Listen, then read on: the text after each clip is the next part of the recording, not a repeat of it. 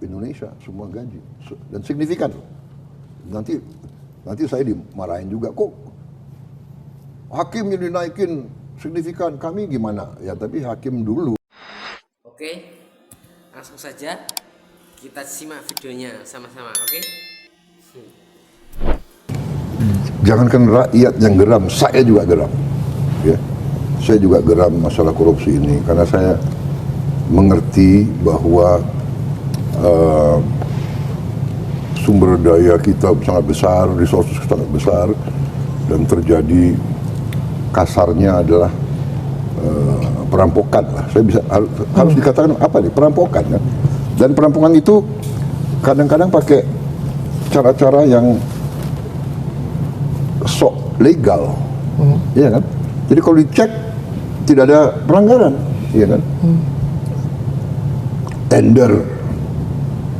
Tender sudah diatur, siapapun pemenangnya. Kadang-kadang tender itu diam-diam tidak diumumkan, atau diumumkan hari Selasa jam 10, tak tutup udah jam 2 udah tutup, ya kan? Yang masuk 3 penawaran semua related, orang yang sama, udahlah. Seperti akal-akalan. Bener kan? Ini praktek sudah terjadi. Ya ini kan dari segi hukum tidak salah. Satu, geram.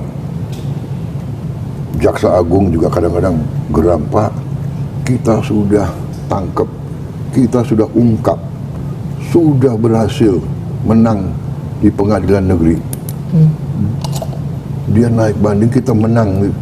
Terus Mahkamah Agung PK selesai, kita dikalahkan.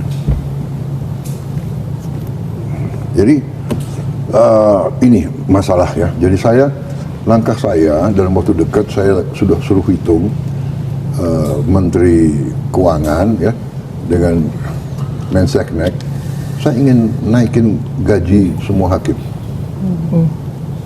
Saya ingin naikin gaji skala signifikan semua hakim. Saya hitung-hitung mampu kita. Ya jadi memang apa ya, hasil efisiensi gitu. Kalau tidak salah ya, untuk meningkatkan signifikan semua hakim mungkin butuh 12 triliun ya, nggak sampai 20 triliun. Penghematan perjalanan dinas ke luar negeri bisa naikin gaji seluruh Indonesia, semua gaji, dan signifikan. Nanti saya dimarahin juga, kok hakim yang dinaikin signifikan, kami gimana? Ya tapi hakim dulu mungkin ya, karena hakim kita harus dibikin begitu terhormat dan begitu yakin sehingga dia tidak bisa disuap. Saya juga kasih petunjuk, hakim harus punya rumah dinas yang layak. Ini sedang dikerjakan oleh Menteri Perumahan. Kalau tidak salah kita punya hakim seluruh Indonesia nggak sampai 10.000. Kalau tidak salah 9.000 sekian. Jadi ini harus diadres. Hakim dulu diperbaiki, kemudian aparat-aparat yang lain. Jadi saya sangat sependapat. Jadi pertama, yudikatif kita harus kita bersihkan, perkuat, dan ya maksud saya ya, kalau kita tahu penjara kadang-kadang dengan kekuatan uang dia tiap malam bisa keluar jalan-jalan. Meskipun ada di pulau terpencil, kalau ada uang bisa disuap, Pak. Kalau di pulau kecil kan susah dia mau keluar. Bisa sewa helikopter. Oh nggak bisa. Pulau mana gitu kan? Ini sedang kita cari gitu loh, tempatnya, pulaunya gitu. Saya diusulkan ada pulau lepas pantai Banten. Wah ini terlalu dekat, ya kan? Iya kan? Pakai perahu bisa ada yang datang nganter bakmi Gajah Mada mungkin. Nah, jadi itu salah satu ya. Nah, masalah dimiskinkan, saya berpendapat begini, Makanya saya mau negosiasi selalu. Kembalikan yang kau curi.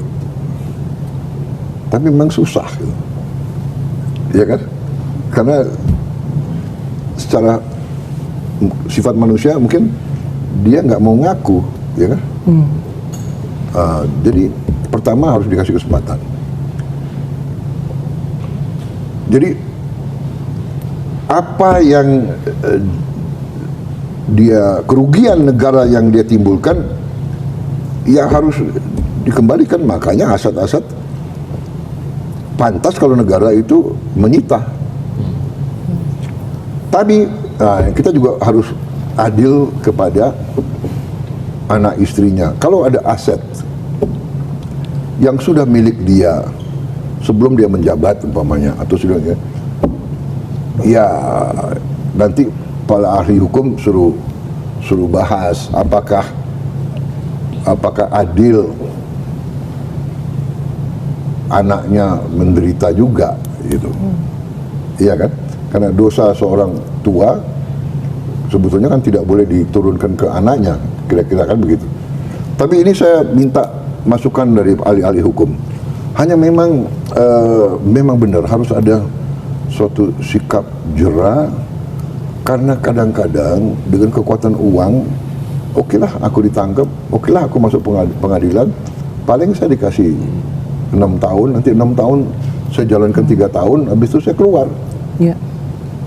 Dan selama 3 tahun saya juga nanti bisa saya sogok pejabat ini pejabat itu, sehingga saya mungkin tiap 5 hari saya keluar. Iya kan? Jadi ini masalah gitu loh. Jadi saya memang mengatakan ke aparat hukum, kalau hakim kasih vonis yang tidak masuk akal, yang menyakiti perasaan rasa adil rakyat, kita naik banding. Dan kita berhasil berapa kali, iya kan? Benar nggak? Ada kasus berapa triliun dia hilangkan,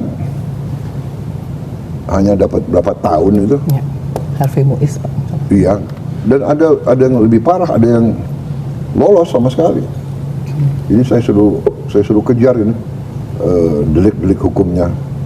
Jadi ini masalah serius. Ini benar. Rakyat geram. Jangan rakyat geram. Saya yakin kalian semua geram semua. Kalian mengerti, ya kan? We are not stupid, benar nggak? Kalau kasus dia hilangkan 100 triliun, dapat 6 tahun, ini kan nggak masuk akal. Iya kan? Jadi saya sangat sependapat, ya, hukuman mati pada prinsipnya, ya, sebenarnya kalau bisa kita tidak hukuman mati, karena hukuman mati itu final. Padahal mungkin saja kita yakin 99,9% dia bersalah.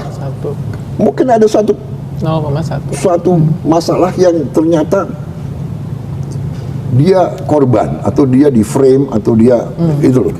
Kalau hukum mati final, kita nggak bisa hidupkan dia kembali, ya kan?